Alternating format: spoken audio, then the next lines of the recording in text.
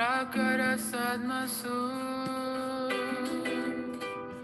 kalpavriksha lakshavriteshu surabhirapi palayantam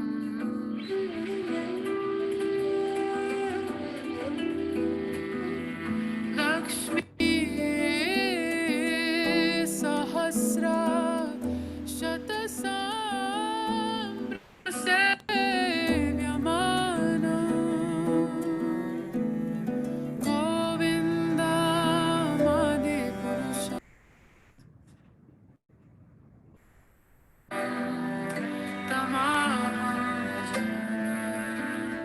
Govinda Madhipurusha Tamaham Bhajami Govinda Madhipurusha Tamaham Bhajami Govinda Madhipurusha Tamaham Bhajami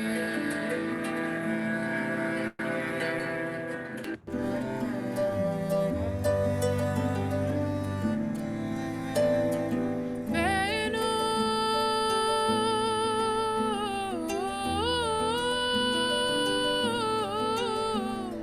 Venum Gwanantam Aravinda Dalayataksam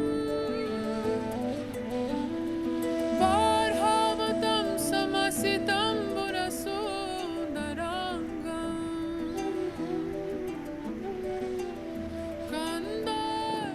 Kandarpakoti Kandarpakoti Kandarpakoti Kamaniya Vishesha Shobha O Govinda Madhipurusha Tamaham Bhajami Govinda Madhipurusha Tamaham Bhajami Govinda Madhipurusha Tamaham Bhajami Govinda Madhipurusha Tamaham Bhajami Govinda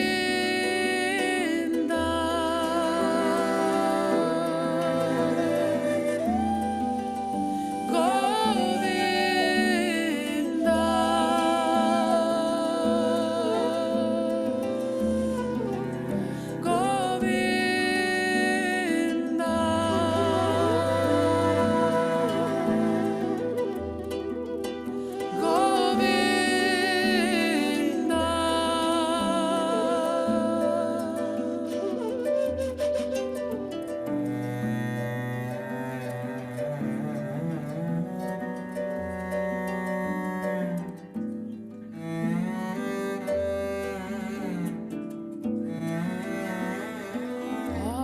Alola Chandrakala Sadvanamalyavamshi Ratnan Gadam Pranaya Keli Kalavilasam Shama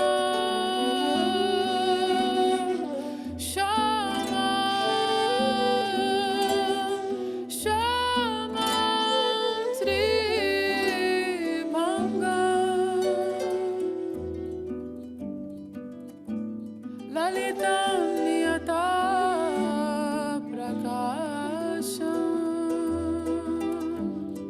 Govinda Madhipurusha Tamaham Bhajami Govinda Madhipurusha Tamaham Bhajami Hello. Hi everybody. Hi Ricken. Hey, Enver. Paul, how are you? Fantastic. Good morning, Rick. Good morning, Andrew. Morning. Morning, Tiffany. Hi Tiffany. Hi Paul. Good morning. Morning. Hey, Radhika. Hey, Rima. Stacy, how are you? And Ami has joined us back. Hey, good morning. Morning. The mornings are completely dark now for the first good hour or so. At least probably till 7:30 from what I saw yesterday. All right, let's go ahead and get started. We have a really interesting section to chat about. So we'll just go ahead and just going to share my screen.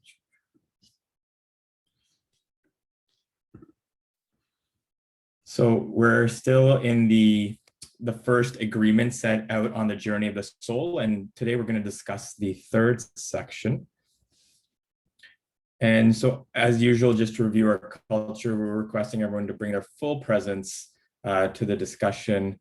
The second is that we have respect for everyone that has come forward today from their various backgrounds and cultures and where they live in the world.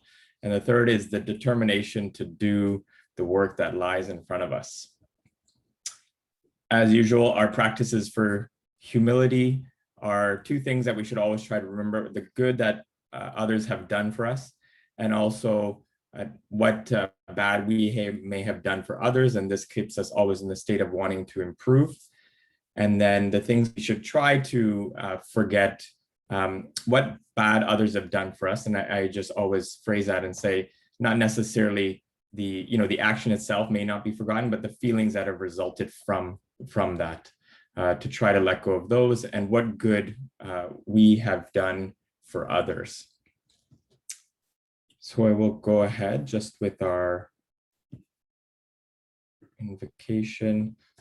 Om Gyandimirandasya Gyananjana Shalakaya Chaksur Unmilitam Yena Tasmai Shri Gurave Namaha. Mukam karoti vachalam pangu langete girim yat kripa tamaham bande Shri Guru Dinataranam. Vanchakalpatrubhyascha kripa sunna evacha patitanam bhavanebhyo vaishnavebhyo namo namaha. So as we always recite, I was born without knowledge, and my spiritual teacher have opened my eyes with the torch of knowledge. I offer my sincere respects unto them. The second is I offer my sincere respects to my spiritual teachers who, by their grace and their mercy, turn the dumb into eloquent speakers and enable the lame to cross mountains. And I always like to think what is impossible they can make possible. And the third is I offer my sincere respects unto all the seekers of the divine who can fulfill the desires of everyone and are full of compassion for all living beings. So again, thank you so much for joining us. Rick? Yeah. Avantika is trying to get in. She says she's in the meeting room. Okay. Let's see. Thanks.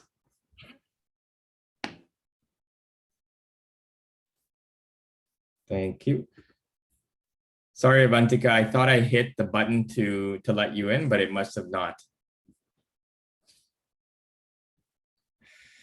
All right. So just a very quick recap from where we were. So remember, we've talked about saying yes to the spiritual journey, and we talked about the three components of what that means. The first was honoring the dark night as a rite of passage. So we were just trying to, again, recap and say that the vulnerability we choose to share, not only with others, but even within ourselves, that creates safety. And that when we honor our dark night as a rite of passage, it also allows someone else to feel safe to do the same. The last couple of weeks, we discussed trusting our inner guide, right? And so we talked about what that inner guide is. We spoke that inner guide means it's a universal teacher that's within you, me, and all living beings. And we had this great quote here from Dean Ornish. We all have an inner teacher, an inner guide, an inner voice that speaks very clearly, but usually not very loudly. That information can be drowned out by the chatter of the mind and the pressure of day-to-day events. But if we quiet down the mind, we can begin to hear what we're not paying attention to. We can find what's right for us. So then we talked about what differentiates the mind and talking to, or the voice of the inner guide. And we discussed a very specific type of listening, and we talked about surrendered listening, and that surrendered listening is opening of the heart. And when we have a genuine desire to honor the truth in whatever it may reveal, good or maybe not so good, that this is what we're really striving for. And then if people just recall, we had a 3-point decision-making system that we talked about that we can kind of corroborate and always check to see the message from the inner guide, because sometimes I was saying for myself, it's not always easy to know. So we take the 3-pronged approach of mentors and teachers, spiritual seekers, and wisdom texts. And we said that the mentors and teachers, they're of a specific kind. They're those people in our life that are looking to clear out the cobwebs and dispel illusion that may be blocking us. The wisdom texts are those texts specifically that are looking that will increase our level of compassion and love for all living beings. And the third was the spiritual seekers, those that are genuinely on this path sincerely, that are looking to do the work together and always encourage and bolster our effort. And then if you remember, we talked about what does it mean to have right guidance in our life. And we talked about these 3 things. We'll continue to review: someone who knows you, loves you, and can help you. And then really important, we talked about what are the qualities of what makes a mentor and a good teacher. And then the third aspect of that inner guide, we talked about the environment, and we had a really great section by which we spoke of yesterday or last week, where we talked about a king, and he meets a spiritual teacher, and the king asked the spiritual teacher, "How did you become the way you are?" And he says, "Well, I have 26 teachers," and he goes through different elements of nature. And so for the third, actually, I just wanted to reread that. This was a really great quote by William Shakespeare that was at the end of the section that we read on the environment. And sweet are the uses of adversity, which, like the toad, ugly and venomous, wears yet a precious jewel in his head. And so this speaks to this, what Simon was referring to, that in every situation, sometimes no matter how difficult it may be, that there's a precious jewel that lies there for us to discover. And I'm sure everyone at some point in school, at least on this side of the world, had to read some Shakespeare. I really like some of his stuff, in fact, and this was a really great quote. Does anyone have any thoughts, comments that they wanted to share before we dove into today's section? Okay. So today we were going to talk about surrendering the need to control. This is the Bhagavad Gita, but all the yoga wisdom texts really focus on this section, because this is really the area that is very difficult for us and can lead to suffering. So in this section, Simon's we go into very specifically differentiating pain and suffering. And we'll talk a little bit more about that. But this is really a final element now of the saying yes and taking to that spiritual journey. So the first was, as we mentioned, saying yes. The second was trusting the inner guide. And the third section now is surrendering the need to control. I think I have a 2 there, but it should be a 3. So I really like this quote from the Buddha. It says here, in the end, only 3 things matter: how much you have loved, how gently you lived, and how gracefully you let go of the things not meant for you. And the reason why we bring up this quote is because this section on the surrender to need to control is very much about us trying to, it's about acceptance and it's about letting go. Sorry, I'm just bringing up a section that I wanted to point out. And so one of the things that we see at the beginning of this chapter, I'll just read it out, but Simon says here, the universe is self-organizing and self-correcting.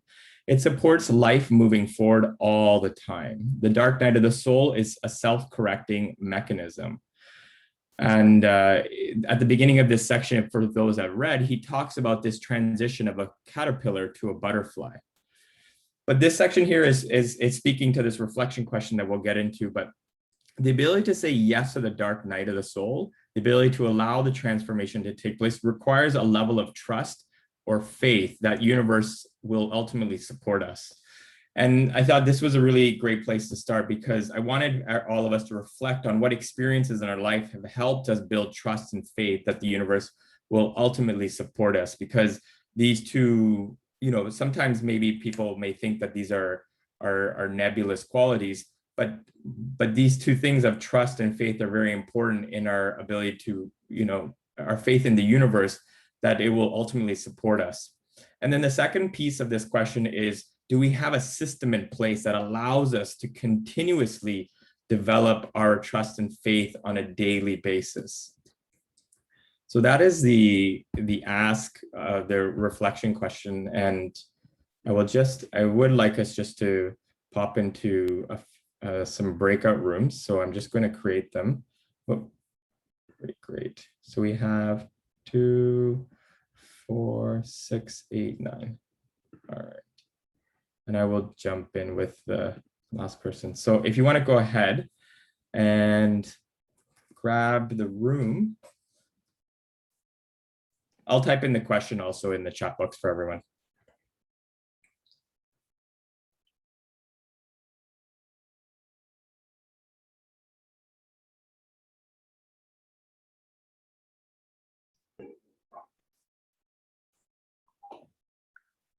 Hello, everyone. I just wanted to welcome the faces that came through as the start of the breakout room. Ajani, how are you? I'm good. How are you? Thanks for having me. Yeah, thank you for joining us. Gabrielle has joined us after a little while. Thank you. So excited to see you. And Avantika, hello, Christina. And we have, I think Rita has just joined us and I can't, yes. Hello, Rita. So I take it because no one ended their breakout room earlier, hopefully there was a fruitful conversation. Does anyone want to share any thoughts or reflections from it? So experiences that may have helped us develop faith or trust. And the second was a system for how we go about developing that on a regular basis.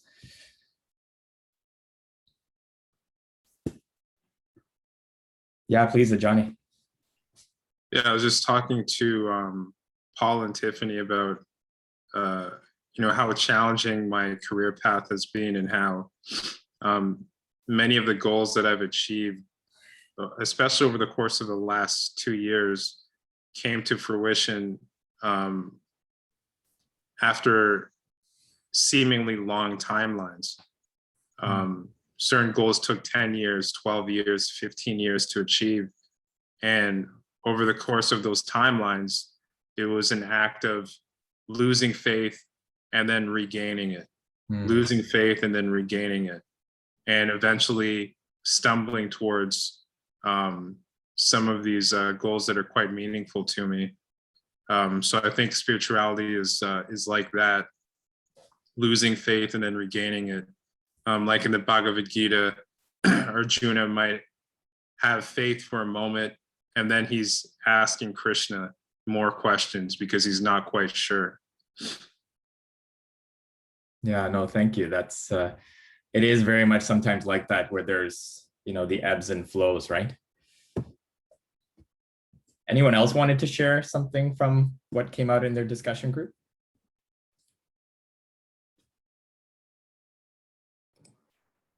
Yes, Avantika, please. Right, so we had a lovely discussion, and initially, obviously, we didn't really go so much into the technicalities of systems and stuff. But I think something common to all of us was that there's just like Ami mentioned, there's certain times where you get delayed for something, or you miss something, or you want something and you're frustrated, whatever. But later on, it kind of shows that it was probably the best thing that happened. For Christina as well, it was more about questioning about how one's personality kind of adapts to different environments. So one may be introverted in certain situations and extroverted. So one's interaction with one's environment also kind of becomes a function of a connection with the divine, or so there's always something that's turned on between the personality. For me, what I kind of thought was very interesting, these were just some reflections that came up, was that there are two kinds of people, there are many kinds of people, but the two kinds of people for this context that I felt was, especially in Eastern, societies, or, like India and stuff, where the majority of people are so protected and shielded that there's this great sense of trust that eventually develops because one always feels one is protected. And then there's a process of individuation which happens when one comes of age and goes out of the real world, and that protective shield isn't there. For a lot of other people like myself who didn't for whatever reasons, because of the role we're here to play, some of us are just here to play the role of temper changers or stereotype busters. So I felt almost like I was a truant child of the universe that always questioned authority, always questioned the status quo, and had no trust, no faith. And so a great deal of wanting to control the environment. That's pretty much what my younger years were all about. And I totally understand how it was. So even then, with absolutely no credit to me, because I was not this trusting, faithful person at all, patient person at all. Even so, I received so much grace and so much divine protection and so many other things. So I feel that it's got nothing to do with us. I feel that there's divine protection and divine grace and divine guidance available to each one of us, regardless of who we are. Because even when I was absolutely ignorant and truant almost, I received the same levels of protection, the same levels of things, almost without doing nothing to earn them or deserve them, as I do now when I'm much more intentional, much more mindful, much more trusting in life. So that was something that came out, that the universe will protect you, will guide you. You will receive grace regardless of who you are. You're always at the right place at the right time where you're meant to be. And you always have, something greater than yourself that is responsible for everything that's going on in your life. That's just my perspective from where I stand right now. Well, thanks, Avantika. It just reminds me of a mentor of mine. He described what grace or mercy was. He says it's the distance between what you deserved and what you actually received. And I always like remembering that, that gap, that's the grace element in our life. And just to be able to reflect on that helps us to kind of stay in that state where we're thankful, right? So thank you for sharing that. I'll just quickly share, I was with Radhika and we were talking about, I was just speaking for myself, the two, I guess you could say, broad instances in my life where that trust and faith in the universe has developed. It usually, one comes at the helm of extreme failure and disappointment where you feel quite helpless. So that's, a lot of those challenges have come in my medical journey. And the second instance where I feel that this has been really developed or come through is when I've taken a risk to help somebody else out. So kind of this trying to be compassionate and this, I feel like, because to do that, for myself, I've had to put myself out there. And I feel that if we put ourselves out there to uplift and help other people, that for me, has always shown me that the universe has kind of brought much more than I would have ever expected and given me more. And so those are, for me, the two, I could say, instances or the broad categories in my life where it rarely comes through. So now I just try to put myself in those instances more often because it's a very exciting and adventurous life. So that's for me personally.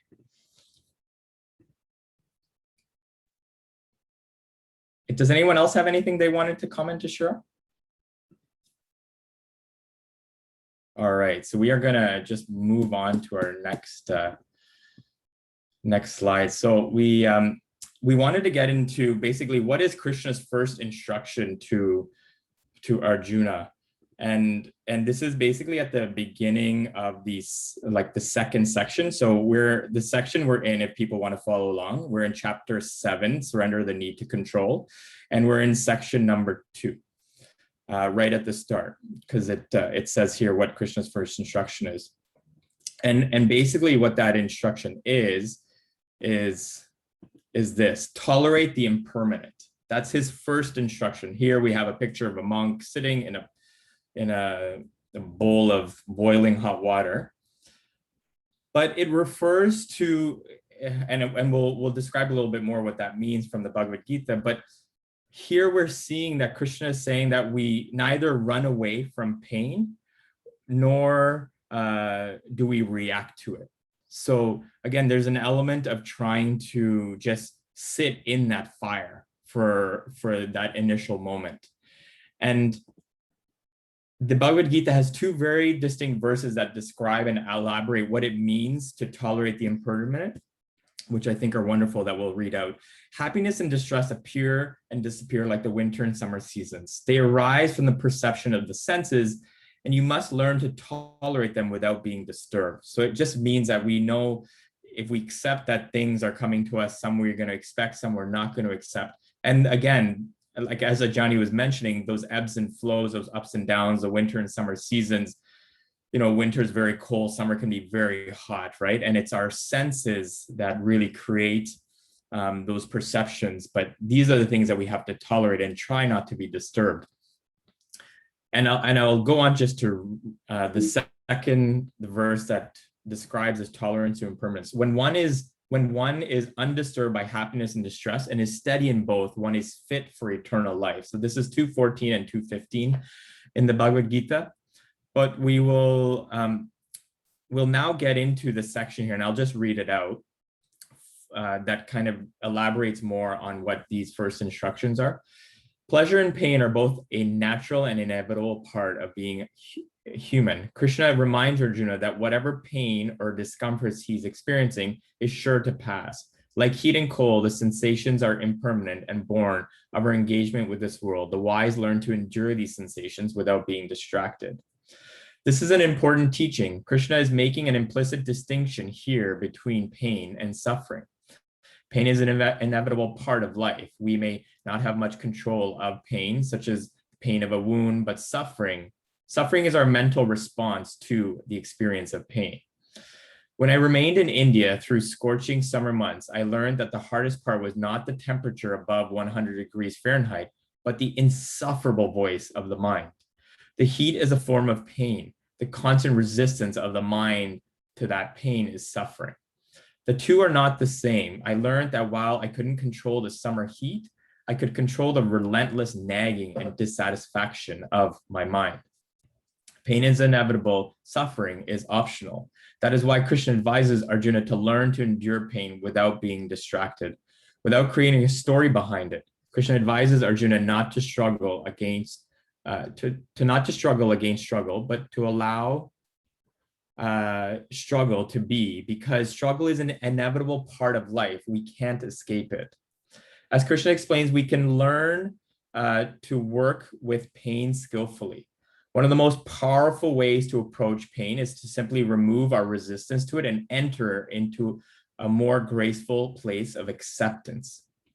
This approach to pain actually releases it, detoxifying us and transforming the energy of our pain. Quick to react to our pain, we often view it as our enemy. We try to banish or suppress it, but what if we looked at our own pain as though it were, say, a little child who needs our nurturing? What if we let go of our resistance to it? The main cause of our suffering is a warning with reality, not wanting things to be the way they are.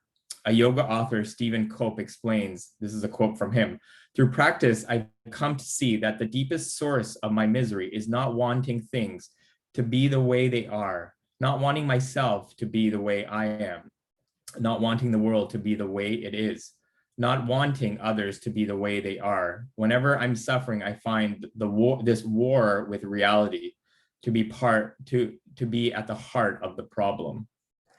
This ability to annul suffering is an important part of yoga. In the Bhagavad Gita, Krishna defines yoga in several ways, and one of them is breaking the connection with suffering.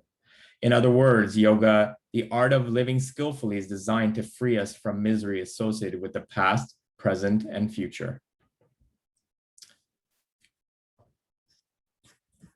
Any reflections to share on what was just read? Please, Ajani.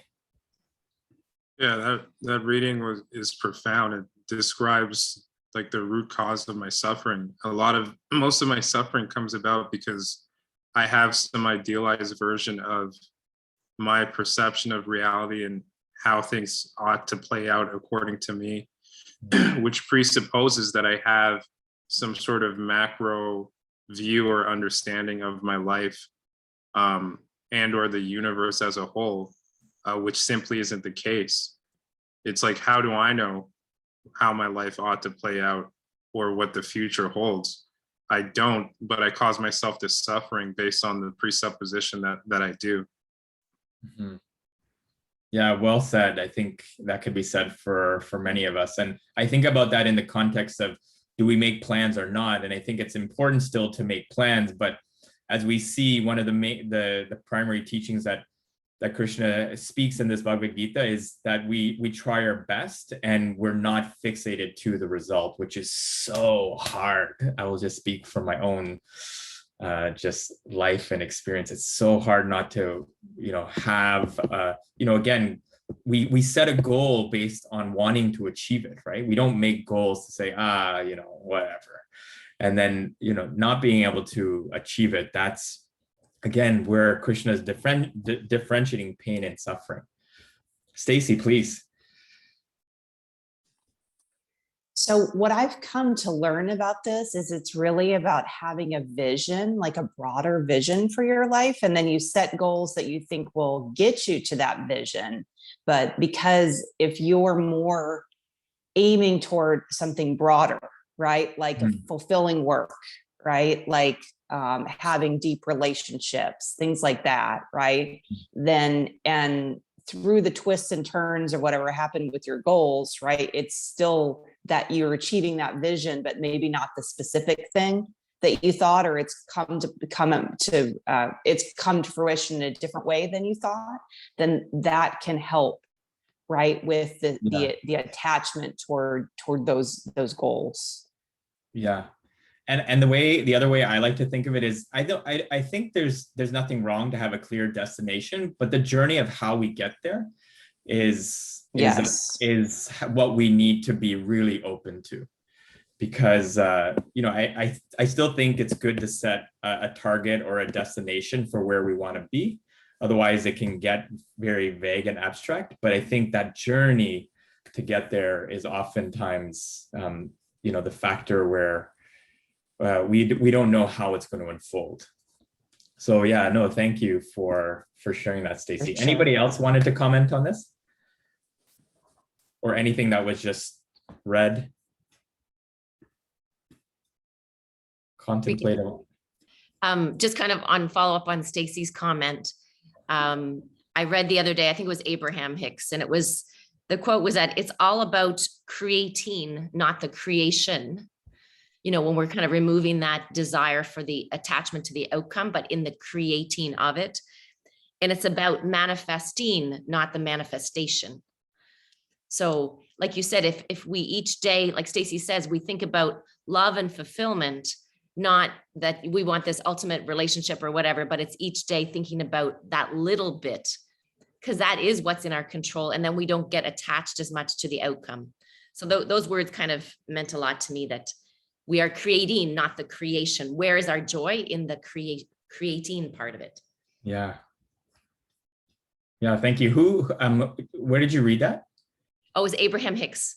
Okay, Those that follow. Mhm. great. If you don't mind posting it in the chat group after, that would be great. Thank you. Anyone else have any thoughts or comments that they wanted to share? All right, we'll just move on to our last point that we wanted to get across, because really the ultimate kind of place for, you know, what is being asked of us here is patience, which is, you know, that's why it's called a virtue. And to that effect, this, you know, this patience of seeing our, you know, being open to the journey. And as both Stacy, Tiffany, Ajani have mentioned, not, you know, not always trying to predict or wanting to be in control of necessarily the destination or the result itself. I think that's really, really important. So what we're going to do on this topic of patience as a virtue, there was a really nice video that I wanted to share last week. And it ties into last week's theme of seeing the lessons we learned from our environment. And I wanted for us to watch this video because it's really powerful, and we can kind of learn patience from nature. This is a story I wanted to share last week, but we'll go ahead and imagine. Plant a seed and water it every day and give it everything it needs. And imagine, after doing this to the best of your ability, after 365 days, there is no growth. No growth after 1 year, 2 years, 3 years, and still no growth after 4 years. By this time, some gardeners will question, why waste any more money or energy on this lazy tree? In China, there is a type of bamboo tree that needs to be watered every single day without fail. When that seed is planted, initially there is no growth, and nothing appears to come out of the ground for the first 5 years.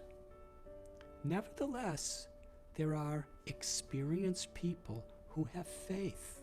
They keep watering the tree. In the 5th year, within 6 weeks, this particular tree grows to around 80 feet tall. We can understand much about life through nature. It's not that we always get immediate results for what we do. Patience and consistency are essential. Today, we are used to a fast-paced life with instant results and instant gratification, where we have everything at our fingertips: internet, computerized technology, modern cars, fast foods, and entertainment whenever we want it. This expectation for instant results has penetrated into our relationships, our work, and the general ethos of how we live.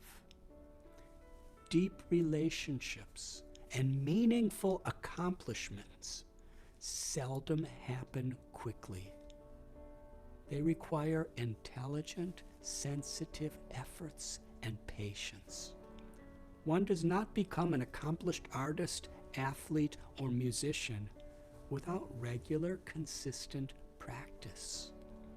When raising a child, you may not see results initially. However, little by little, if you raise your child with proper disposition and values, your child can grow up to be someone that you will be sincerely proud of. Perhaps in his or her own way, an exemplary leader of humanity. But this takes years of patience. Timeless wisdom of the Vedas explained that the formula for success is to define our goals and values, and then to pursue them with enthusiasm and patience. It is this combination that help us to pass through the struggles that we encounter and truly succeed. Without enthusiasm, there is little or no progress.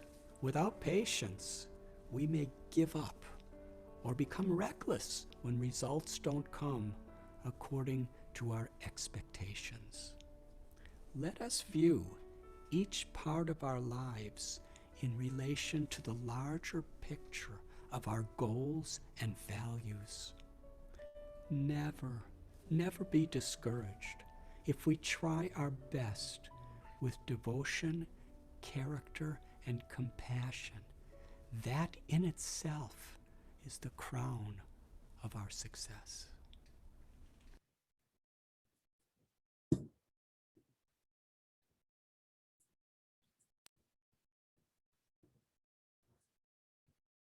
How did everyone like it? I really like this video because it combined last week's theme when we were talking about nature.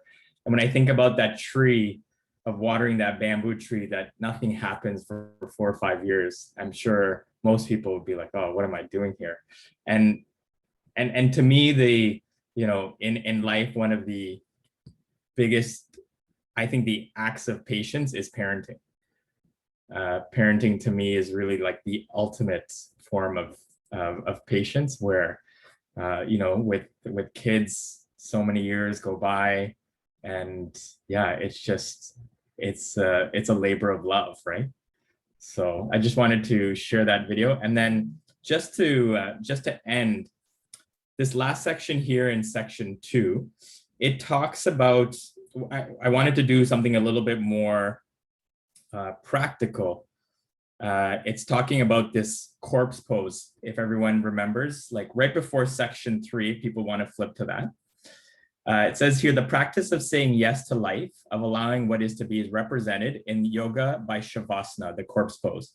This is a yoga pose that normally comes at the end of a yoga session. In the pose, the yoga practitioner lies on their back with her arms at her sides in a state of complete acceptance.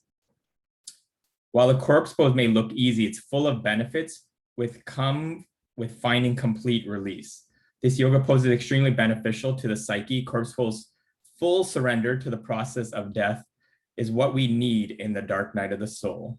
So if everyone wants to, in fact, lie down, we're going to do it. And I will have a little bit of a meditation as we're in it. So everyone can just get off their chair, lie down on the floor. If you can hear me, great. And if you don't want to, that's okay too. But I'm going to have a little bit of a meditation as we lie down. For those that haven't done this pose, if they've never done yoga before, this pose very much, there's a lot of science behind this pose. It helps reduce blood pressure, heart rate. It really is good for anyone dealing with stress and anxiety. And all you have to do is lie down and try not to fall asleep, which I definitely have been guilty of. So just, again, hands are out, palms are up in the air, toes are pointing straight. And close your eyes. Some people may recognize what we're about to read, but I will go ahead and start. Go placidly amid the noise and the haste, and remember what peace there may be in silence. As far as possible, without surrender, be on good terms with all persons. Speak your truth quietly and clearly, and listen to others, even to dull and the ignorant. They too have their story. Avoid loud and aggressive persons. They are vexations to the spirit. If you compare yourself with others, you may become vain or bitter, for always there will be greater and lesser persons than yourself. Enjoy your achievements as well as your plans. Keep interested in your own career, however humble. It is a real possession in the changing fortunes of time. Exercise caution in your business affairs, for the world is full of trickery. But let this not blind you to what virtue there is. Many persons strive for high ideals, and everywhere life is full of heroism. Be yourself, especially do not feign affection. Neither be cynical about love, for in the face of all aridity and disenchantment, it is as perennial as the grass. Take kindly the counsel of the years, gracefully surrendering the things of youth. Nurture the strength of the spirit to shield you in a sudden misfortune. But do not distress yourself with dark imaginings. Many fears are born of fatigue and loneliness. Beyond a wholesome discipline, be gentle with yourself. You are a child of the universe, no less than the trees and the stars. You have a right to be here. And whether or not it is clear to you, no doubt the universe is unfolding as it should. Therefore, be at peace with God, whatever you conceive him to be. And whatever your labors and aspirations in the noisy confusion of life, keep peace in your soul. With all its sham, drudgery, and broken dreams, it is still a beautiful world. Be cheerful, strive to be happy.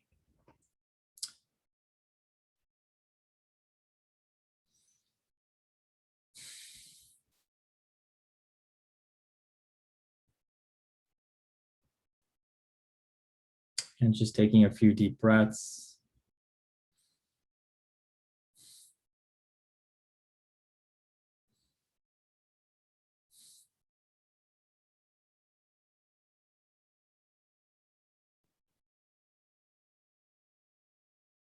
And when you have a chance, opening your eyes. And when you open your eyes, roll to your right side. You can bend your knees. And slowly sitting yourself up whenever you can.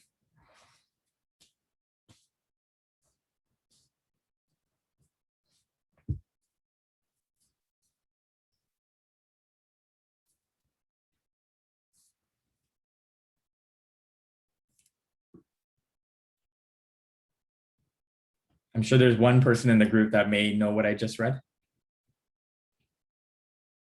Tiffany, please share. I love it. I remember when I was like, I think maybe in grade 7, I had this big poster on my wall of Desiderata. And it's in my little daily prayer book that I keep of all my most wonderful words of inspiration of all time. Yeah, yeah, it really is. I didn't realize until I read it recently again that it was from 1927. So they're definitely words of wisdom that have, I consider have lasted the test of time, right? Max Ehrmann is the author. Ehrmann.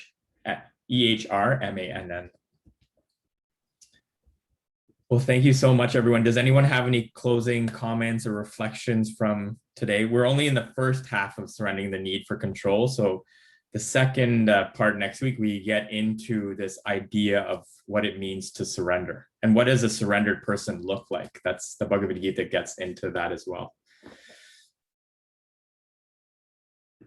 Just to say, so last night was a full moon, and I'm not sure if any of you set full moon intentions, but I usually release and let go. So surrendering my need for control was one of my releases last night. So it was perfect timing today. Wow, thank you.